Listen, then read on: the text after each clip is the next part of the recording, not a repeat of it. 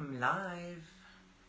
It is Thursday today, and I'm reading out of Winged Pharaoh, written by Joan Grant, published in 1937. She was a writer of far memories, her own far memories, and this is her first book. It plays in ancient Egypt, before the flood, before Babylon. Chapter 17. My mother's anniversary. She's a girl here, Sakita, who has a brother called Nea, and they are the children of Pharaoh. Important. My mother's anniversary. Very early on the morning of my mother's anniversary, I went into Nea's room and woke him up, so we could both have another look at our present before we took it to her room. It was a lovely bracelet of golden moon daisies joined together with amethyst and turquoise beads, and Nusatis, the goldsmith, had said it was the finest work he had ever done. Nea had painted a little wooden box to hold it, which he had made himself. It had a border of green and scarlet stripes, and a picture of the fish pool with lotuses and some very alive fishes. The mist was still rising from the swimming pool outside her window. I had made a special poem for her, and I kept on saying it over in my head, so I shouldn't forget it. The garden through the cold night longs for the warmth of the sun. The fish on the river bank longs to be back in the water. A pigeon with a broken wing longs to fly from a high branch. The traveller on a dark night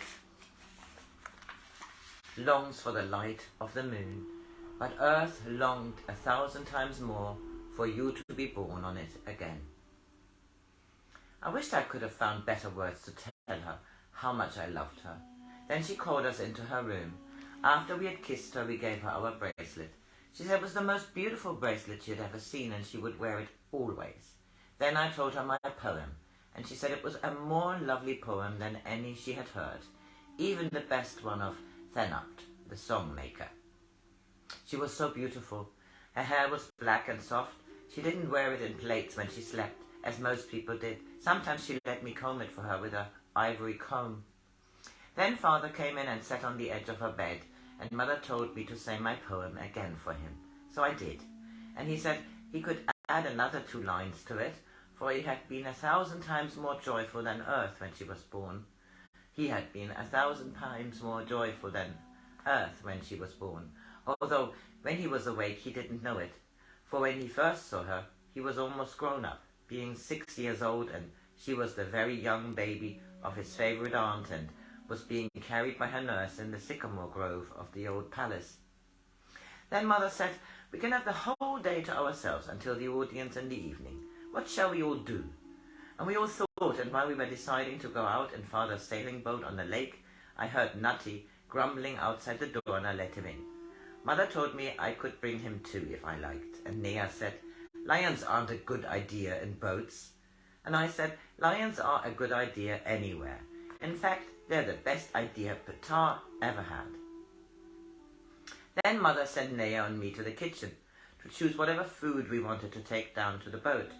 We chose a cold goose and lots of radishes and figs, a jar of grapefruit, some honey cakes, and pomegranates, which are dull tasting but good if you are thirsty. And Nea added 12 hard-boiled duck eggs and some small buttered loaves.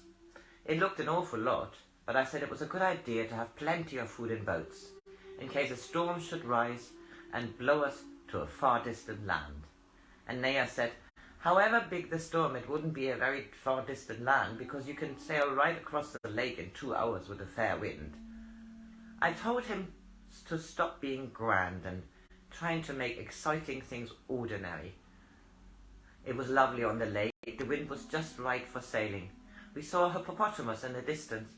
I always hated them for killing our great-great-uncle. I suppose he was really too old to have been hunting them when he was 87. He was the greatest king that ever lived, and the wisest man and the greatest warrior. We saw a cloud of birds travelling north, and father told us how in summer they went to a country such a long way away that we would never go there when we were awake. He had only been there in a dream himself. In the winter it's all white with coldness, and there are days and days together when Ra doesn't drive away the clouds. I hoped we should never be born in a country like that. Nea and I had swimming races. He went faster, but I made much less splash. Nati was so good, he curled up in the bottom of the boat and was no trouble at all, except once he got rather excited and then the boat wobbled about as if there really was a storm coming. When the sun was high, we landed on a little island and had our food under some trees. Nati was very useful. He ate up all the things we would have had to take back again. On the way home the wind dropped and Father and Nea rowed while Mother sang a rower song to them, so that they kept in time. It was such a lovely day. I do so wish I could always be 9. That was the end of this chapter, which was chapter 17. And now we have part 2 of this book, which I shall start separately.